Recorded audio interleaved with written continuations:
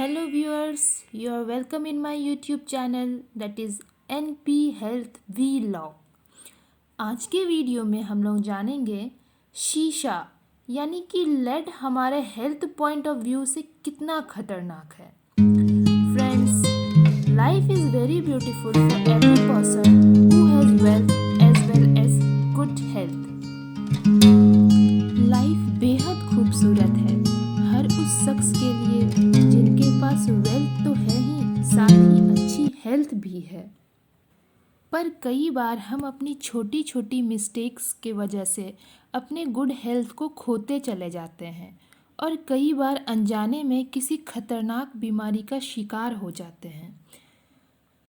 आज के वीडियो में हम लोग जानेंगे शीशा यानी कि लेड हमारे शरीर को किन किन मायनों में नुकसान पहुंचाता है और हमारे गुड हेल्थ को डिस्ट्रॉय करता है और हम इसे कैसे बचाव कर सकते हैं। तो चलिए स्टार्ट करते हैं।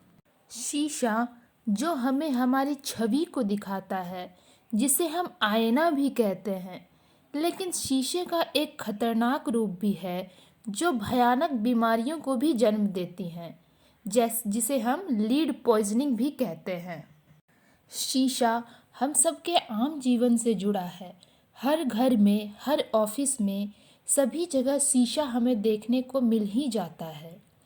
लिक्विड शीशे के स्मेल से काफ़ी बीमारियां फैलती है। तो आज हम लोग बात कर रहे हैं लेड पॉइजनिंग की। जी हाँ, शीशा यानी कि लेड प्योरली जहर ही है। लेड एक नेचुरल रूप से पाया जाने वाला मेटल है यानी कि धातु, जिसका शरीर को कोई लाभ नहीं होता, न ही इसका कोई काम है, लेकिन जब ये बॉडी में जाते हैं तो लेड पॉइजनिंग कराते हैं।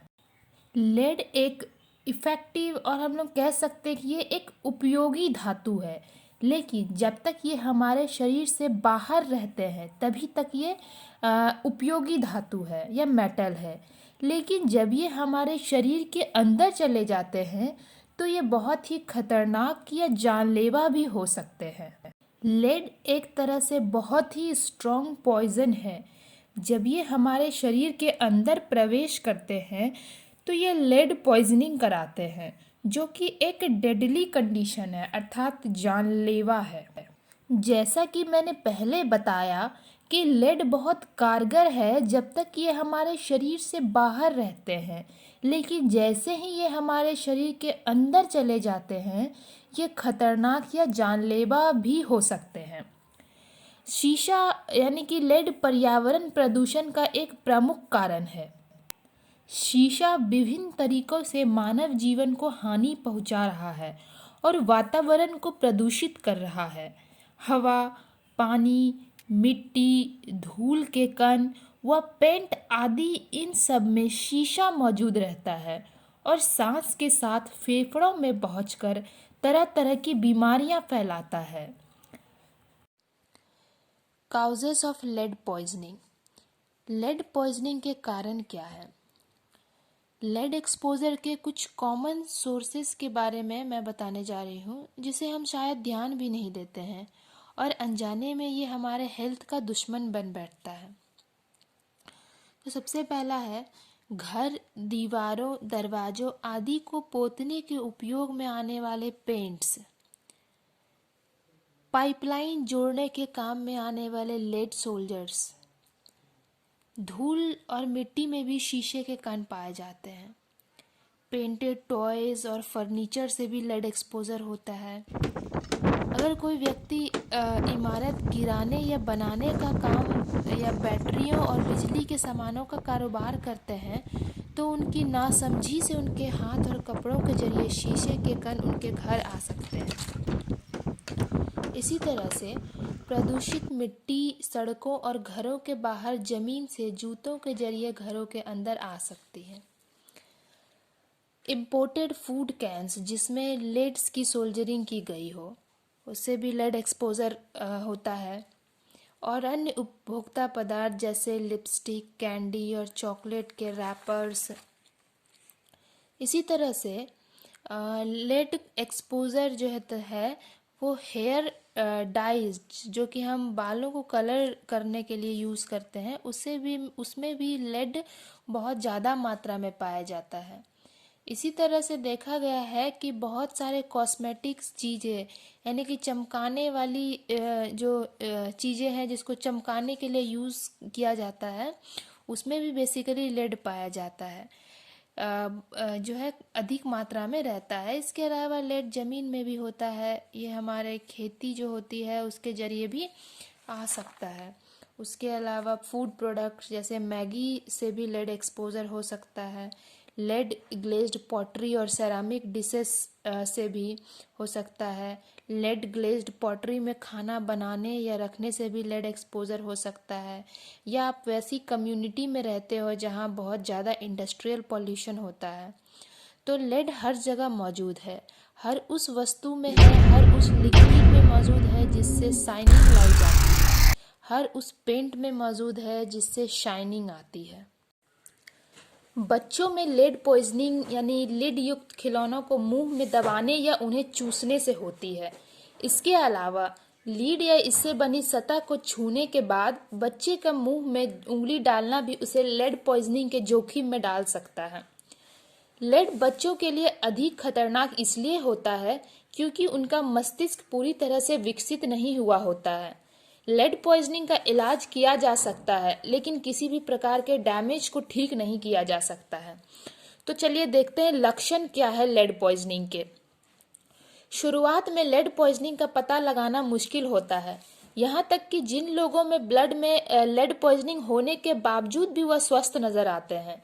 जब तक बॉडी में लेड पॉइजनिंग का स्तर खतरनाक लेवल तक नहीं पहुंचता, तब तक इसके लक्षण नजर नहीं आते हैं। तो सबसे पहले हम लोग जानेंगे कि बच्चों में लेड पॉइजनिंग के क्या क्या लक्षण दिखाई देते हैं। तो बच्चों में लेड पॉइजनिंग के लक्षण कुछ इस प्रकार हैं, जैसे डेवलपमेंटल डिले यानी विकास में देरी, लर्निंग डिफिकल्टीज बच्चों को सीखने में समस्या आने लगती है, इरिटेबिलिटी चिड़चिड़ापन, लॉस ऑफ एपेटाइट भूख न लगना, वेट लॉस वजन गिरना, स्लगिश एंड फटीग थकावट और कमजोरी, एब्डोमिनल पेन पेट में दर्द होना, वॉमिटिंग उल्टी, कॉन्स्टिपेशन कब्ज रहना, हियरिंग लॉस बहरापन होना, सीजर दौरे पड़ना, eating things such as paint chips that aren't food यानी इसको पिका बोलते हैं, सो पेंट चिप्स जो भोजन नहीं है उन्हें खाना। तो नवजात शिशुओं में लेड पॉइजनिंग के क्या क्या लक्षण होते हैं। जन्म से पहले शीशा के संपर्क में आने वाले बच्चों में लेड पॉइजनिंग के लक्षण होते हैं, जैसे प्री मैच्योर बर्थ, जन्म से वजन कम होना, विकास धीमा होना। ये तो थी बच्चों की बात। अब देखते हैं एडल्ट्स में, वयस्कों में लेड पॉइजनिंग के क्या क्या लक्षण होते हैं। लेड पॉइजनिंग का खतरा सबसे ज्यादा बच्चों को रहता है, साथ ही एडल्ट्स के लिए लेड पॉइजनिंग खतरनाक हो सकता है। इसके संकेत और लक्षण कुछ इस प्रकार हैं, जैसे हाई ब्लड प्रेशर होना, जॉइंट्स एंड मसल पेन जोड़ों और मांसपेशियों में दर्द होना, डिफिकल्टीज विथ मेमोरी और कंसंट्रेशन ध्यान केंद्रित करने और यादाश्त में समस्याएं आना, हेडेक सिर दर्द, एब्डोमिनल पेन पेट में दर्द होना, मूड डिसऑर्डर्स मूड की समस्या होना, reduced sperm count and abnormal sperm count घटना और असामान्य sperm, miscarriage stillbirth और premature birth in pregnant women गर्भपात, स्टिल बर्थ या गर्भवती महिलाओं में प्रीमैच्योर बर्थ। तो अब जानते हैं कि लेड पॉइजनिंग का जो है डायग्नोसिस यानी निदान कैसे किया जाता है। लेड पॉइजनिंग का निदान ब्लड टेस्ट के जरिए किया जाता है। यह ब्लड टेस्ट एक स्टैंडर्ड ब्लड सैंपल पर किया जाता है। पर्यावरण में शीशा एक सामान्य पदार्थ है। National institute of environmental health science का कहना है कि ब्लड में शीशा की कोई भी मात्रा सुरक्षित नहीं है। यह भी स्पष्ट है कि बच्चों में 5 माइक्रोग्राम्स प्रति डेसीलीटर से कम शीशा भी स्वास्थ्य समस्याएं पैदा कर सकता है। तो अब जानते हैं कि लेड पॉइजनिंग का इलाज कैसे किया जाता है। तो लेड पॉइजनिंग का इलाज में सबसे पहला स्टेप होता है कि लेड पॉइजनिंग के सोर्स को फाइंड कर उसे निकाला जाता है। इसके बाद बच्चों को लेड पॉइजनिंग के सोर्स से दूर रखा जाता है। ज़्यादा गंभीर मामलों में चिलेशन थेरेपी इस्तेमाल किया जाता है। इस थेरेपी में बॉडी में इकट्ठा हुए शीशे को बाइंड कर दिया जाता है। इसके बाद बाइंड किए गए शीशे को यूरिन के जरिए बॉडी से बाहर निकाल दिया जाता है। गैस्ट्रोइंटेस्टाइनल ट्रैक्ट में शीशा को बाइंड करने के लिए एक्टिवेटेड चारकोल का इस्तेमाल किया जाता है। EDTA नामक केमिकल का यूज़ किया जाता है। हालांकि क्रोनिक एक्सपोजर के प्रभावों को कम करना काफ़ी मुश्किल होता है। तो ये थी पूरी जानकारी लेड पॉइजनिंग पे। तो अब लास्ट में जो है मैं ये बताना चाहूँगी कि लेड पॉइजनिंग से हम प्रिवेंशन कैसे कर सकते हैं, बचाव कैसे कर सकते हैं।